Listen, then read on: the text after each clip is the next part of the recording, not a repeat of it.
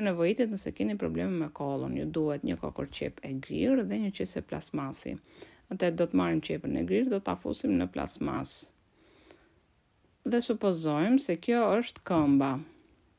Atëherë do ta fusim këmbën te qesja dhe do ta mbyllim hermetikisht.